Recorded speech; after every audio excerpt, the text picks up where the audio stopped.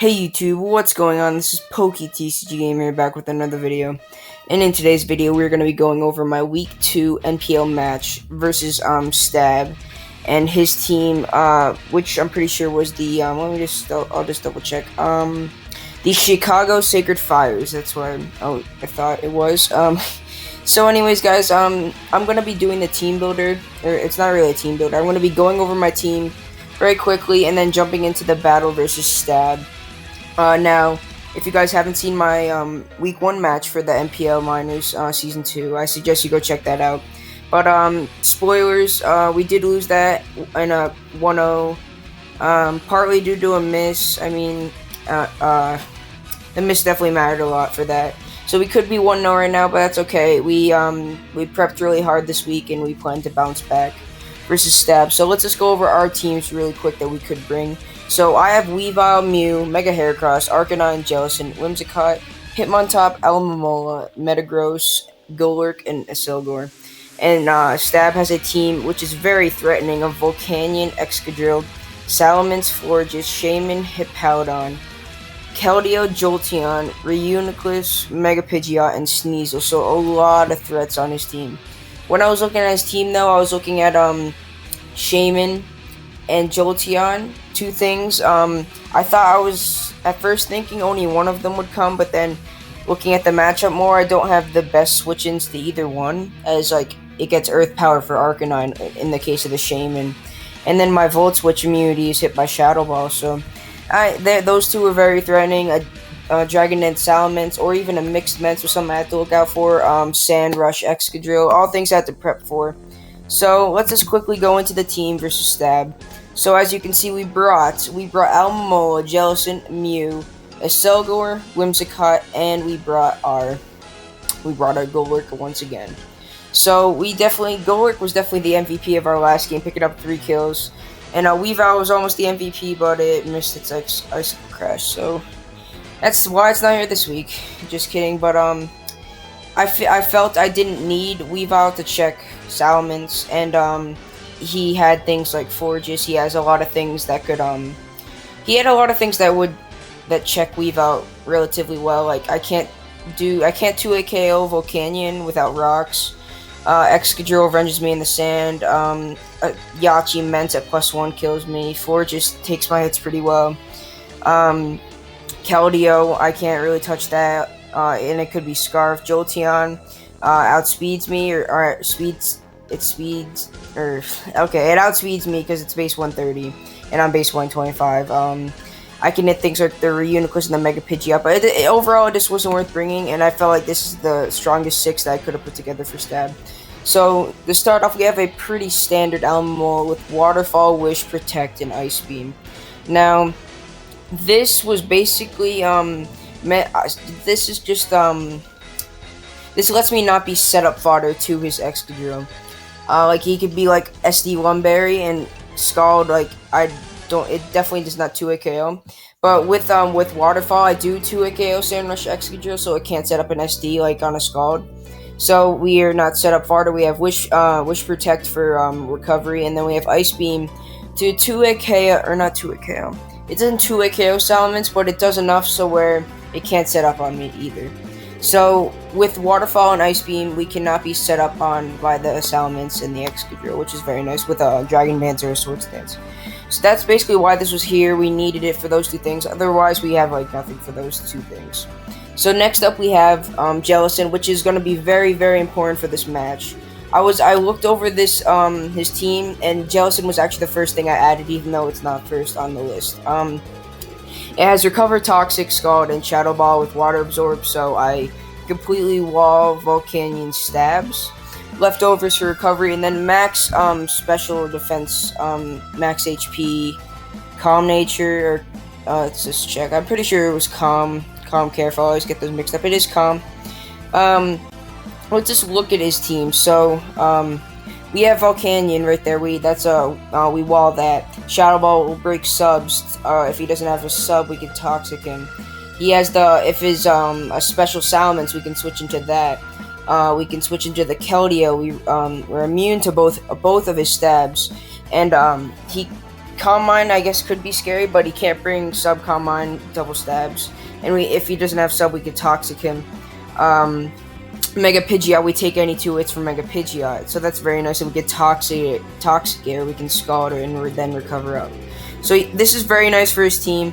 I expected Sneasel to definitely come because it could Pursuit Trap my Jellicent, and it's very annoying for his team.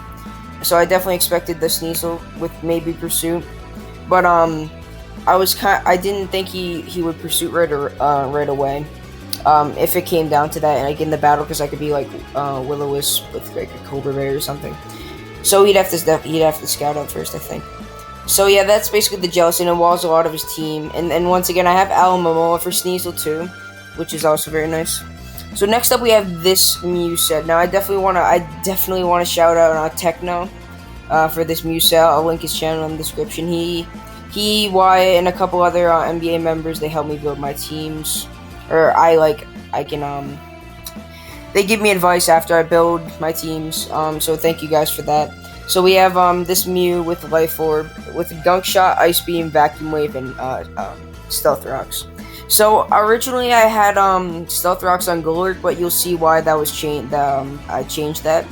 But basically, this Mew set, it doesn't hit his entire team, as we don't even have stab. But it doesn't hit his entire team, but it checks a lot of the things that I wanted to check. First of all, it gets up rocks, which is very huge for things like the Salamence, the Volcanion, the Mega Pidgeot, the Sneasel. Hits all of those for 25%. I don't think he'd bring any sashes, but if he did, it'd break sashes. The rocks are just very nice versus his team, and I definitely want to keep those up. And I have no Defog this week because I'd rather keep rocks up than, if rocks are on both sides, I'd rather keep them up. So that's very nice. Gunk Shot right here for the Florges. Guaranteed 2-hit KO on the Florges, which is very nice.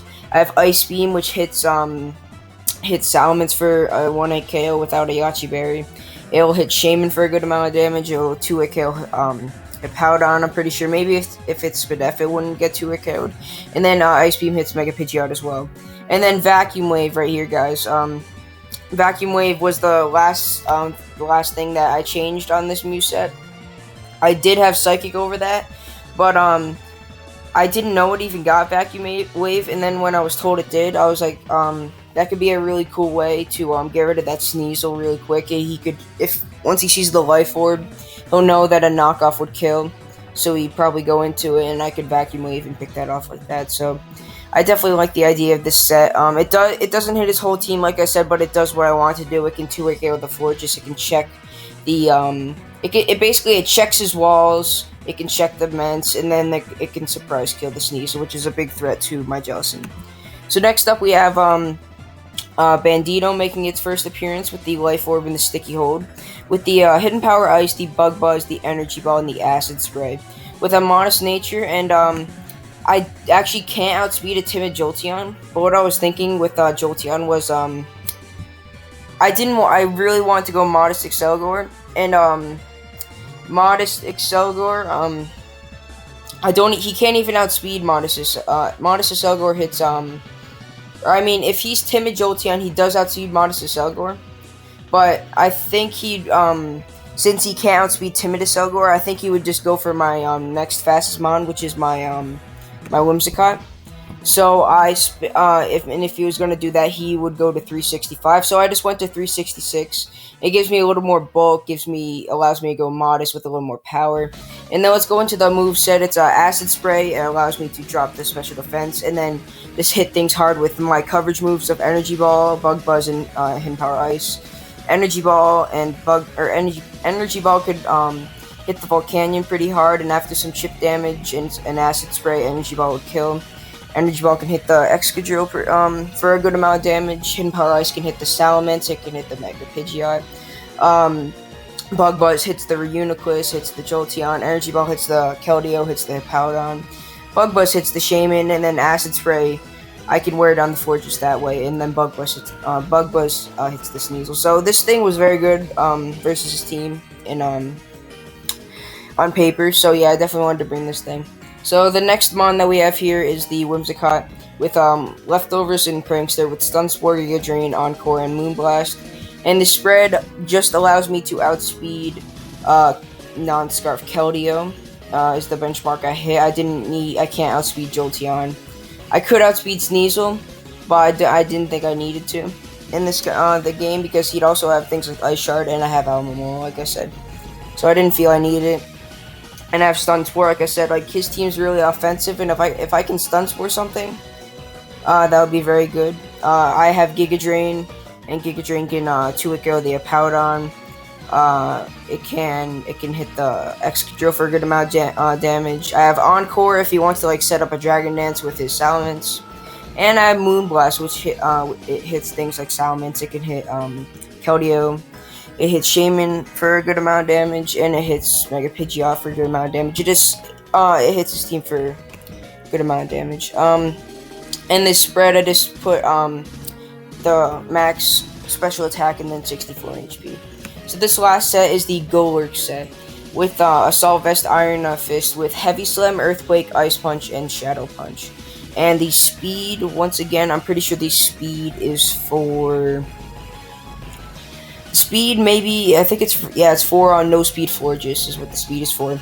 So outspeed No Speed Florges. And I have Heavy Slam, which almost one-hit KOs Florges. I forgot the roll off the top of my head, but I know it does a lot to Florges, which is very nice because my team doesn't break through it the best. I do have Mew with Gunk Shot, and I have Acid Spray with my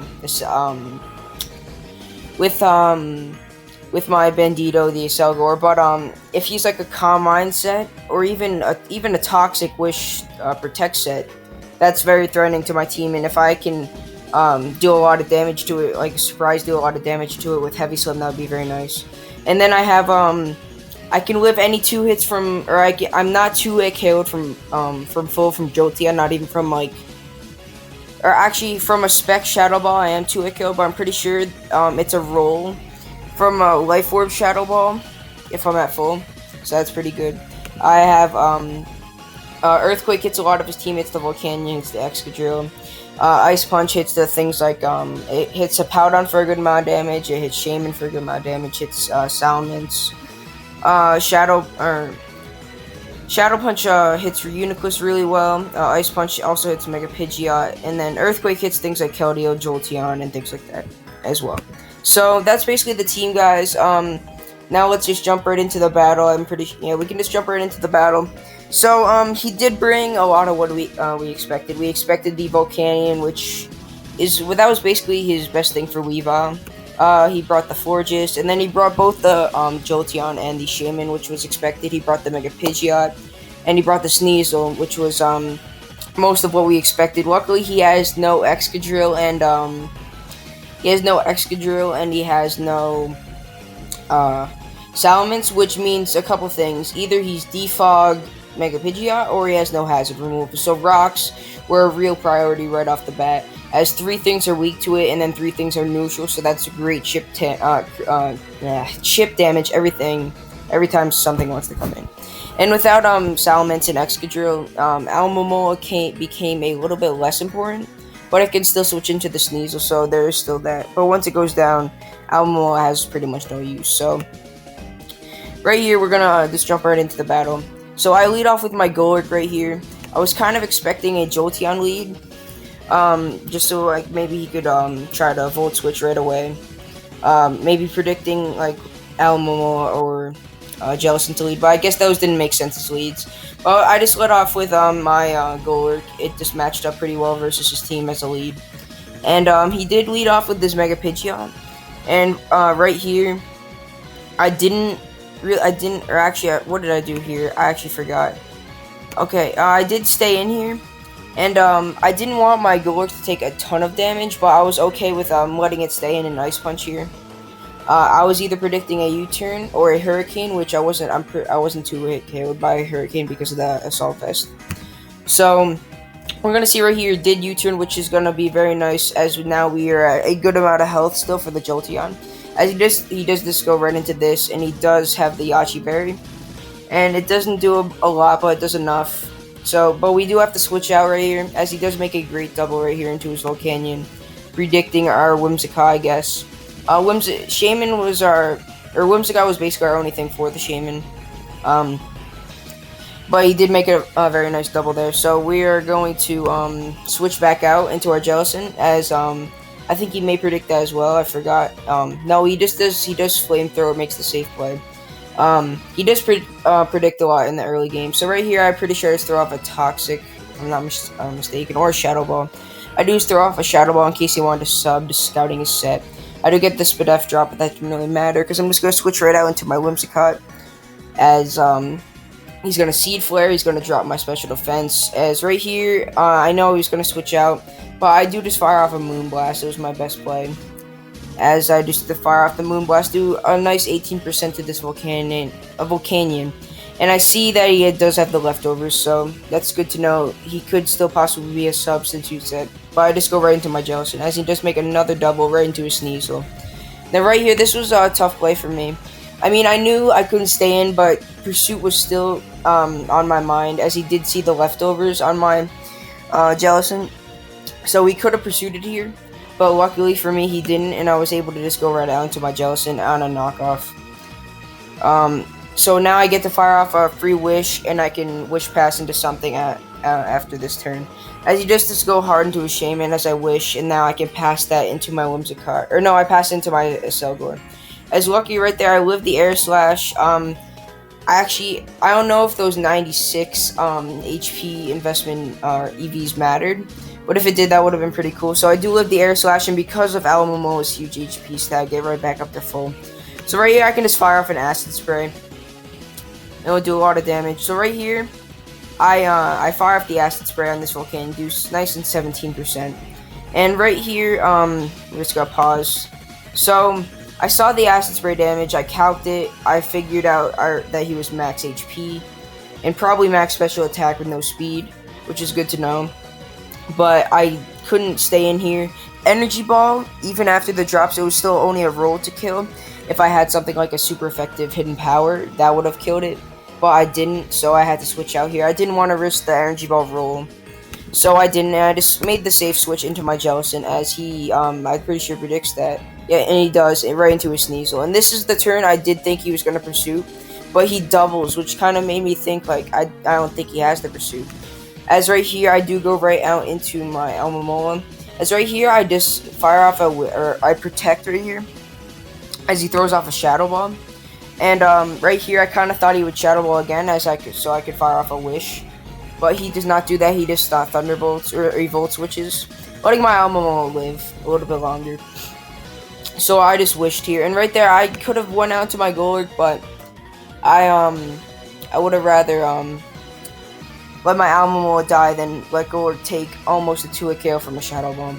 As we do, luckily we did live the Volt Switch, we do get off the Wish, and right here we do pass this into our Golurk, and this is where the game kind of turns around for me. Like, he had all the momentum, he was making the correct doubles, he was making all the correct plays, and then right here, as you see, I just Heavy Slam, and I do 89% to this Forges, and that was so huge, as he does get off a Toxic.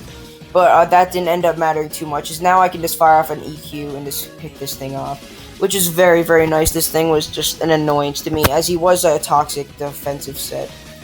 But Golurk right there putting in the work. That's his 4th kill of the season. Very proud of Golurk. I didn't expect him to do this much work this season, but he has, and it's been very nice. So right here, he goes out into his Mega Pidgeot. And I didn't want, like, Hurricane and Toxic damage to rack up on my only Jolteon answer. So I just switched out here right into my Jellison on a U-turn. Or no, this was, he protects right here. And right here I just throw off a Toxic on his Protect again. As I'm pretty sure he just Hurricanes here, scouting the damage, as he's going to see I'm a Spadef set. And now I do get off a Toxic on this Mega Pidgeot. So right here, I'm just going to recover. Even if he U-turns, I get back to full health, which is very nice for this thing in the Volcanion. And he does get a free switch into his Shaman, or into his Jolteon. That's okay right here. I can go into my Almamola, sack that off, and then I get a free switch into my Golurk. Where if he Thunderbolted, I would have, but he did Volt Switch, giving me switch initiative, going back into this. So I just get a free switch back into I go into my Mew this time. As right here, he protects, giving him a little bit more toxic damage. As I set up my rocks, so this was very nice right here. He may have been scouting for, like, maybe a scarf set, but I am Stealth Rocks. And right here I can just fire off an Ice Beam. Nothing much wants to take it. He's probably just going to U-turn here anyway because a Hurricane doesn't kill him. And I could kill him back if I was offensive. So he does this U-turn, getting off 26%. And he does go into his Shaman, probably sacking it off, expecting it to die. As I do just fire off an Ice Beam right here. And now I am up 5-4 with some good momentum. And right here he does go into the Sneasel. And he thought about this play for a long time. I was sitting there for like 5 minutes, like clicking Vacuum Wave and unclicking it. Like I was so scared that like maybe he'd scout for it. But as you're gonna see right here, I get off the Vacuum Wave and Stitches is gonna drop, and that is 2 kills from you right off, right in a row. And I was very happy that worked out for me. That the prep with the Vacuum Wave.